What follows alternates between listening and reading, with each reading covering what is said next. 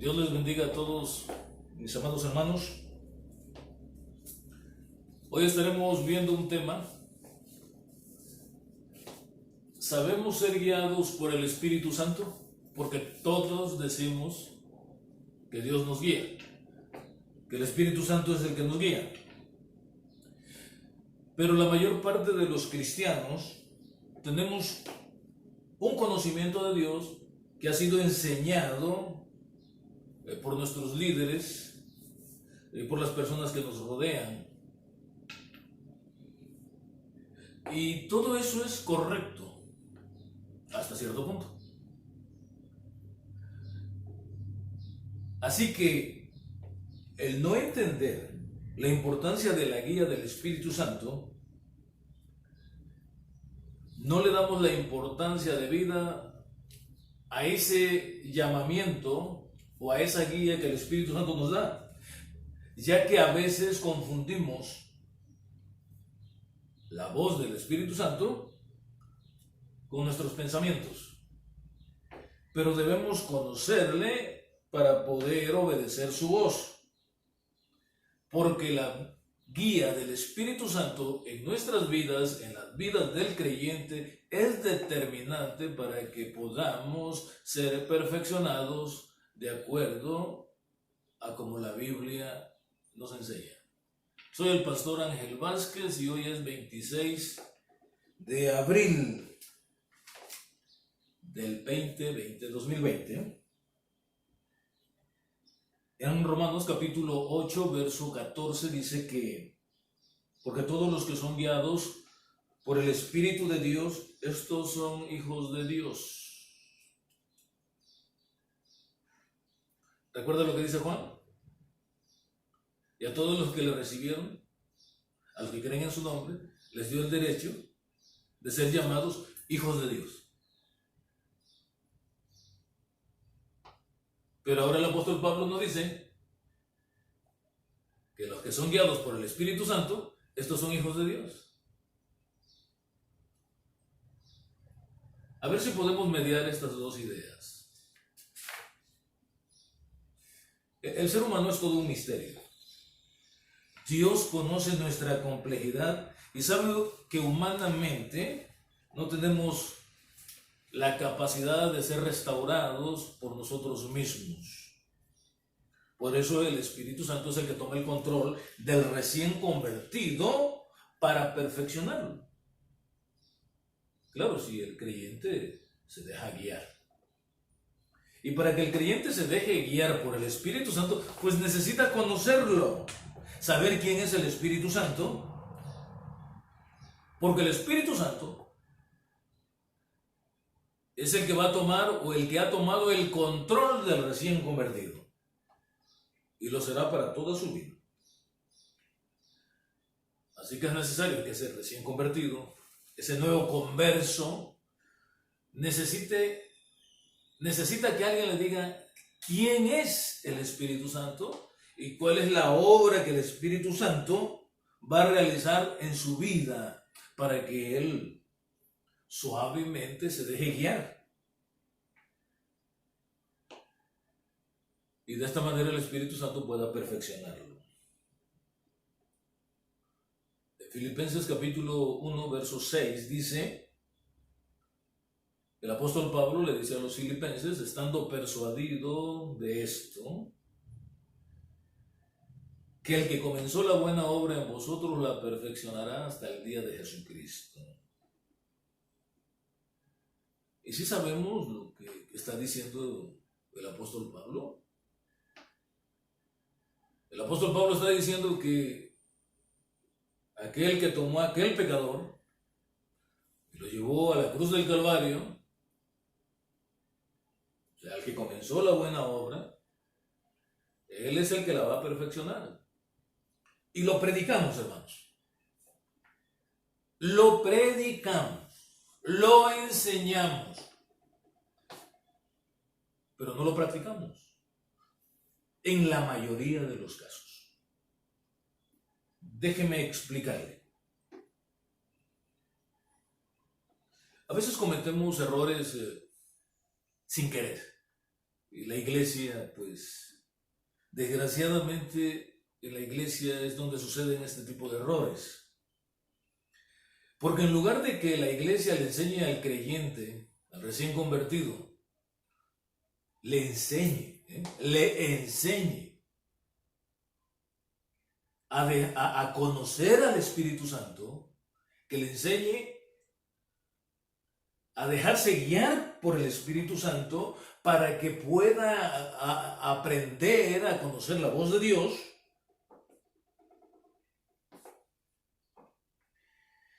Lo que la iglesia le dice al recién convertido es que se ponga a hacer lo que la iglesia dice que debe hacerse. Los reglamentos propios de la iglesia son primordiales en las iglesias antes que la dirección del Espíritu Santo en la vida del creyente o del recién convertido. No me malentiendan. Sabemos que hay cosas básicas que la iglesia debe de enseñarle al recién convertido. Pero es el Espíritu Santo el que debe tomar el control de ese nuevo converso para poderle guiar a toda verdad y a toda justicia.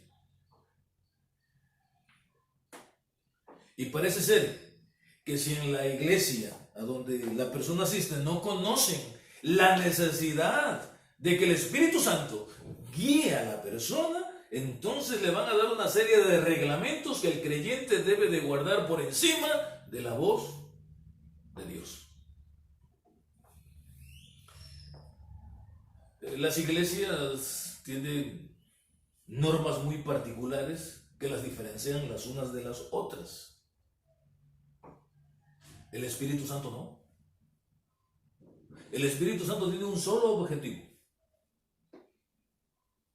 perfeccionar al creyente, perfeccionar al hombre de Dios. Mire lo que hace el Espíritu Santo cuando toma al pecador. Fíjense lo que hace. Porque es el Espíritu Santo el que convence de pecado, es el que va y agarra a la persona que está ya muerta en sus delitos y pecados y lo trae, lo convence, lo arrincona, lo orilla, lo toma de la mano. ¿Y sabe a dónde lo lleva? Lo lleva a los pies de Jesucristo. Lo lleva ahí donde está la cruz del Calvario, porque es necesario que ese pecador reciba la obra, se manifieste en ese pecador la obra redentora de Cristo. Una vez realizada esa obra redentora de Cristo en el pecador, el Espíritu Santo continúa con su obra de santificación y de perfeccionamiento en el nuevo creyente. Pero ¿sabe lo que sucede? La iglesia local le quita el trabajo al Espíritu Santo que está haciendo con el pecador, y la iglesia toma al pecador y le dice por dónde tiene que irse. Lo llena de los propios estatutos de su denominación o de su iglesia. Así que el recién convertido, como no sabe escuchar la voz de Dios, no la conoce, el Espíritu Santo le dice algo y por otro lado en la iglesia le dicen otra cosa de lo que tiene que hacer, de lo que no tiene que hacer. Y evidentemente el recién convertido pues tiene que obedecer a la iglesia, porque él no conoce la voz de Dios, él no sabe. Y entonces en la iglesia tenemos clones. Todos los cristianos se parecen los unos de los otros. Todos conocemos todos los reglamentos que rigen a la iglesia, pero no conocemos la dirección del Espíritu Santo. Como dije antes, la iglesia tiene que enseñar lo que tiene que enseñarle al recién convertido. Hay cosas que la iglesia tiene que enseñarle. A leer la Biblia, a orar. Algunas cosas que debe de hacer dentro de la iglesia. Hay muchas, y la iglesia tiene un ritmo, tiene un ritmo. Y cuando el creyente no hace lo que la iglesia dice, entonces se le va relegando. El Espíritu Santo tiene un tiempo. A unos los lleva más a prisa y a otros más lento. Cosa que la iglesia no tiene la capacidad de hacer porque no conoce el interior del hombre. Aquí tenemos que hacer todos esto. Todos tenemos que hacer esto, dice la iglesia. Y pues todos tenemos que ir por ahí. Y es por eso que a veces los cristianos no aguantan.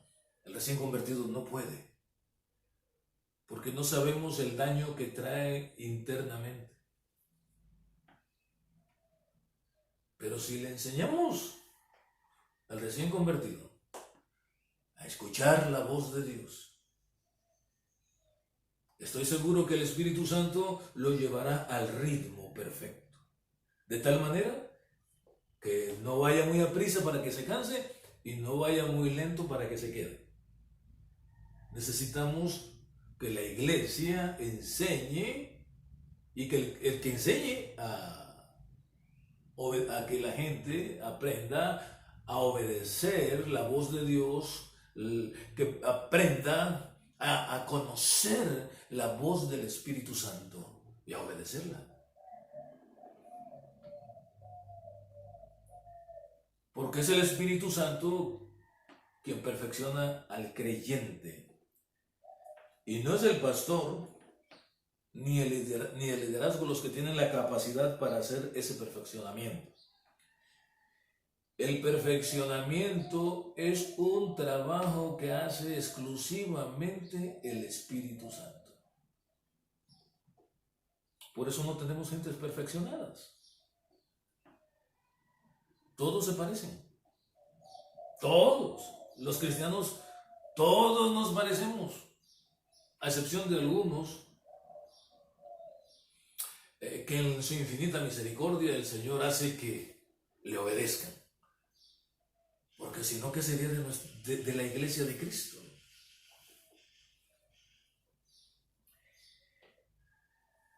El Espíritu Santo utiliza a los ministerios para llevar adelante ese perfeccionamiento.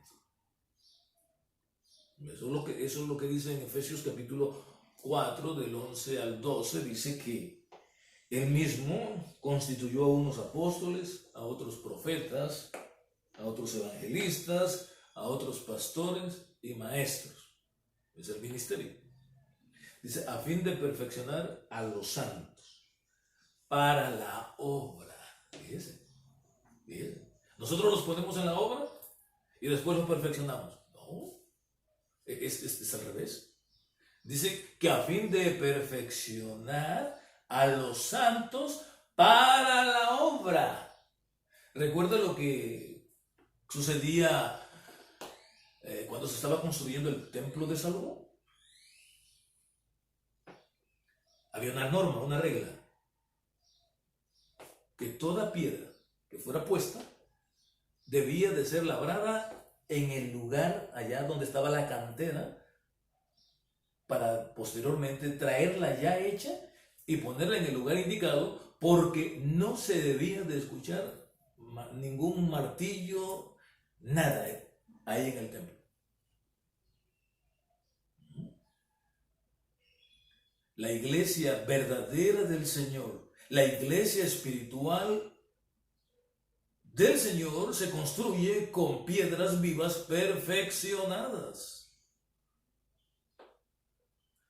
Nosotros lo hacemos al revés y después hablaríamos de esto más adelante, en otra ocasión. Los ministerios son herramientas que el Espíritu Santo utiliza para hacer una labor determinada en ese creyente. Nada más. llama al apóstol para que haga algo en esa persona, que le enseñe algo al profeta, al evangelista, en fin. Pero es el Espíritu Santo el que debe o el que tiene el control y a quien debemos dejarle el control de la vida de los creyentes.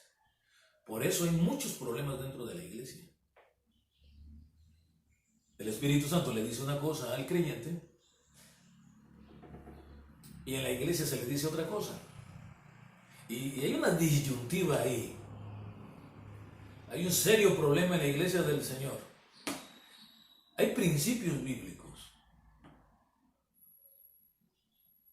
que no pueden ser relegados, pero se tienen que conocer primero. Quiero ponerle un ejemplo. El Espíritu Santo le dice a un cristiano: necesito que te quedes en casa orando. ¿No? Pero ese día en la iglesia hay ensayo.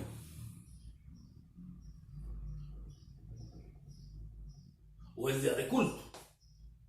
El miembro llama al pastor y le dice que siente que el Espíritu Santo le está diciendo que se quede a orar en casa. El pastor le dice: no, tienes que venir, tienes que cumplir con tu compromiso en la iglesia. Además, a mí Dios no me ha dicho nada, así que véngase.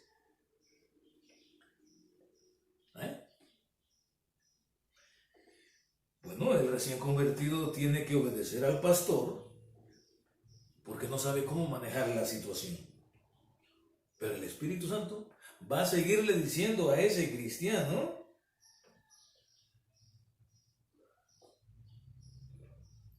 lo que él quiere que él haga.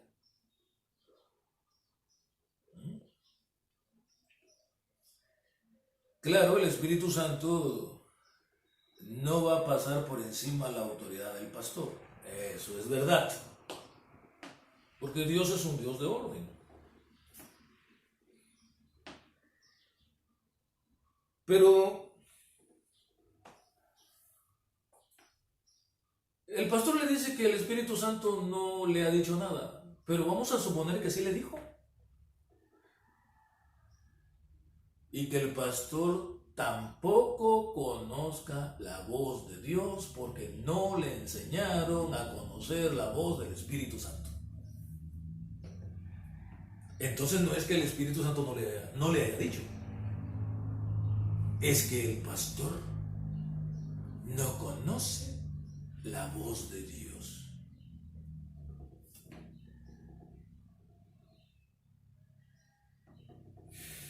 O tal vez la confunda. Porque uno puede ministrar sin conocer la voz del Señor, aunque usted no lo crea. Y por este motivo se hacen muchos problemas dentro de la iglesia.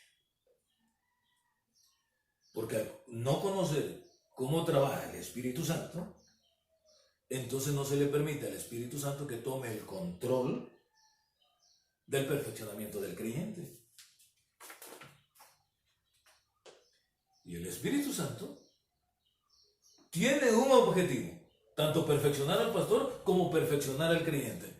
Y entonces sí, va a pasar por encima de lo que haya con tal de llevar a ese creyente y a ese pastor al perfeccionamiento. Por esa razón es que hay problemas y con el paso del tiempo, ya con más experiencia, se reconocen los errores. Y se dice: sí, era verdad que el Espíritu Santo te había hablado en aquel entonces y yo no lo entendía. Pero por el momento hay problemas. Hermanos, se puede ministrar. Amigos y hermanos que ministramos, se puede ministrar sin conocer a Dios. En 1 Corintios capítulo 15, en el verso 34, el apóstol Pablo llama la atención a los corintios y les dice: velad debidamente y no pequéis, porque algunos no conocen a Dios. Para vergüenza vuestra lo digo. El apóstol Pablo está escribiendo a los corintios, y los corintios son cristianos, con muchos dones. Pero los dones son un regalo. El perfeccionamiento es otra cosa. Los dones son como estos atuendos, el reloj, pues la ropa, te lo pones. Es algo que el Espíritu Santo otorga a la iglesia para el servicio de la iglesia. Le otorga al creyente para el servicio de la iglesia. Pero el perfeccionamiento no es externo, es interno. Es llevar al creyente, convertir el carácter del creyente al carácter de Cristo, haciéndolo semejante a Jesucristo. Es un trabajo interno. ¿Ha leído Primera de Samuel, el primer libro de Samuel? En el capítulo 3 tenemos una historia muy interesante. Dice de esta manera: el joven Samuel ministraba a Jehová en presencia de Elí, y la palabra de Jehová escaseaba en aquellos días. No había visión con frecuencia. Aconteció un día que, estando Elí acostado en su aposento, cuando sus ojos comenzaban a oscurecerse de modo que no podía ver, Samuel estaba durmiendo en el templo de Jehová, donde estaba el arca de Dios. Y antes que la lámpara de Dios fuese apagada, Jehová llamó a Samuel, y él respondió: heme aquí. Y corriendo luego a Elí, dijo: heme aquí, ¿para qué me llamaste? Y Elí le dijo: yo no he llamado, vuelve, acuéstate. Y él volvió y se acostó, y Jehová volvió a llamar otra vez a Samuel, y levantándose Samuel vino a Elí y dijo: heme aquí, ¿para qué me has llamado? Y él dijo, o sea, Elí dijo: hijo mío, yo no te he llamado. Y vuelve y acuéstate. Y él volvió y se acostó, y Jehová volvió a llamar otra vez a Samuel. Y levantándose Samuel vino a Elí y dijo: heme aquí, ¿para qué me has llamado? Y él dijo: hijo mío, yo no he llamado, vuelve y acuéstate. En el verso 7 dice: y Samuel no había conocido aún a Jehová, ni la palabra de Jehová le había sido revelada. Y ya Samuel ministraba, pero no conocía a Jehová. ¿Cuántos de nosotros ministramos en la presencia de Dios y no le conocemos? Por eso estamos como estamos.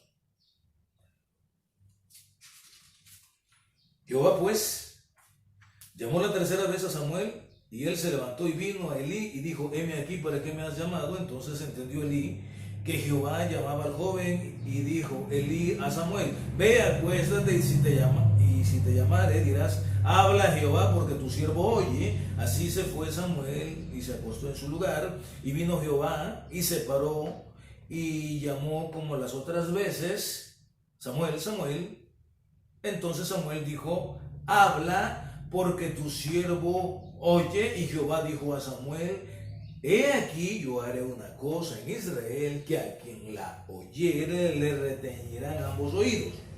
Aquel día yo cumpliré contra Elí todas las cosas que he dicho sobre su casa desde el principio hasta el fin, y le mostraré que yo juzgaré su casa para siempre por la iniquidad que él sabe, porque sus hijos han blasfemado a Dios y él no los ha estorbado. Por tanto, yo he jurado a la casa de Elí que la iniquidad de la casa de Elí no será expiada jamás.